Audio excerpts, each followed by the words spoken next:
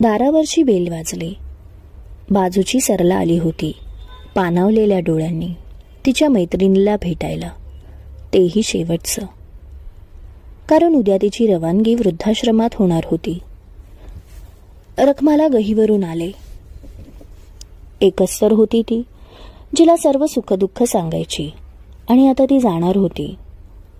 Society झाल्यापासून दोघीही त्याच वर्षी राहायला आल्या होत्या. आतापर्यंत कितीतरी उत्सव सण साजरे केले होते. वटपौर्णिमा, संक्रांत, होळी, हळदी कुंकू. मैत्रिणी नेहमी सोबतीला असायच्या. दिवाळीचं फराळ एकत्रच करायच्या. कितीतरी संस्था चालवल्या होत्या. अनाथ आश्रमांना, वृद्धाश्रमांना भेट द्यायच्या. गरजूंना मदत करायच्या. त्यांना आनंद मिळत होता. दोघी मैत्रिणीनं सोन बहिणीच होत्या. रक्ताच्या नात्यातल्या नसल्या तरी एकरूप झाल्या होत्या. सुखदुःखात सदैव एकमेकांच्या पाठीशी भक्कमपणे उभ्या होत्या. खरी मैत्री होती. पण आता या मैत्रीत दुरावा आला होता तो वृद्धत्वामुळे.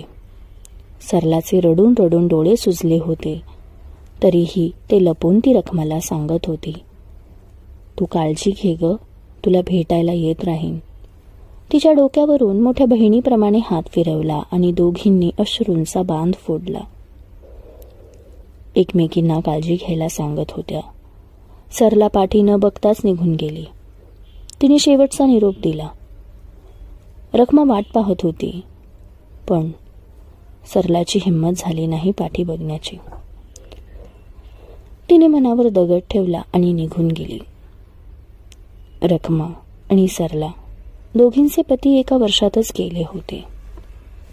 त्यानंतर त्या मैत्रीची वीण अजून घट्ट होत गेली. सुरुवातीच्या काळात सरलाने रखमाला खूप आधार दिला होता. रखमा कामाला जायची तेव्हा तिच्या मुलाचा सांभाळ तिनेच केला होता.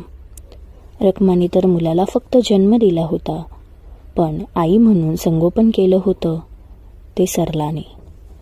रखमाचा खूप मोठा आधार गेला होता. ती अस्वस्थ झाली होती. तिने रात्री मुलाला बोलावलं आणि बोलली, राम, सरला काकी वृद्धाश्रमात जाणार आहे. उद्या मीही जाते. मला तिच्याशिवाय करमणार नाही. तुम्हालाही माझ्यामुळे कुठे जाता येता येत नाही. असं वाटतंय मी पिंजऱ्यात ठेवलं आहे तुम्हाला. माझे शरीर थकले आता. मी जगले स्वच्छंदपणे, आयुष्याचा प्रत्येक क्षण जगले, पण माझ्यामुळे तुम्हाला नाही जगता येत. वाईट वाटतं मला.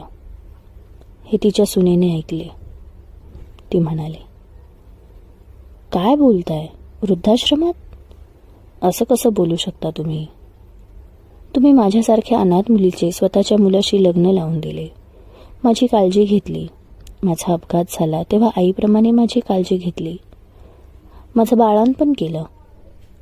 मला स्वतःच्या हाताने भरवलं. अंघोळसुद्धा घातली. मी कामाला जायचे तेव्हा नातवाला सांभाळलं. तुम्ही मला नेहमी प्रोत्साहन दिले स्वतःचे अस्तित्व जपायला, पाठिंबा दिला.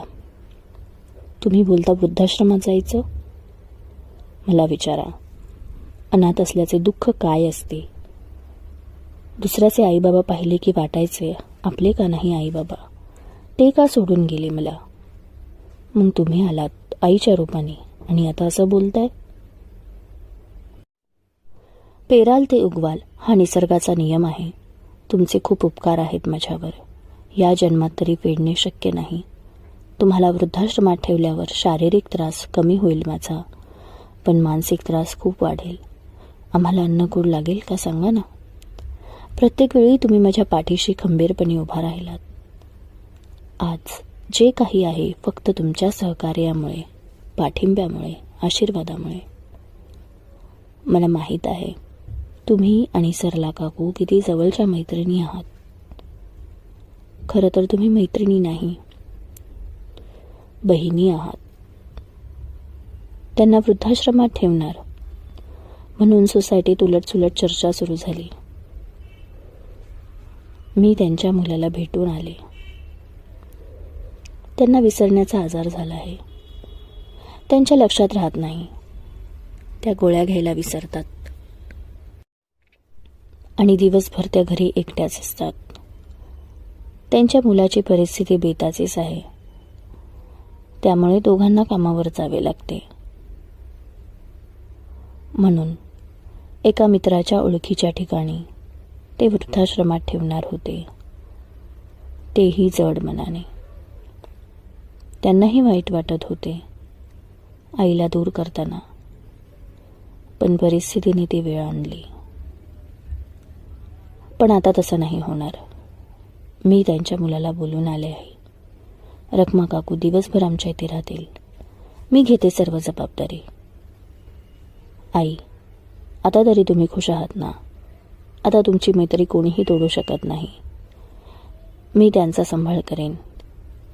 प्रियाला रखमाने भरभरून आशीर्वाद दिले. तिला मिठी मारली. बेल वाजली. सरला आली होती, पण आता हसऱ्या चेहऱ्याने. तिने रखमाला घट्ट मिठी मारली, कारण आता एकमेकींचा साथ कधीच सुटणार नव्हता. आयुष्यभर केलेले सत्कर्मच कामी आले. कथालेखन अश्विनी पाखरे ओगले. कथा आवडली असेल तर चॅनलला सबस्क्राईब करायला विसरू नका. लाईक, कमेंट आणि शेअर करा. लवकरच भेटू नवीन कथेसह. धन्यवाद.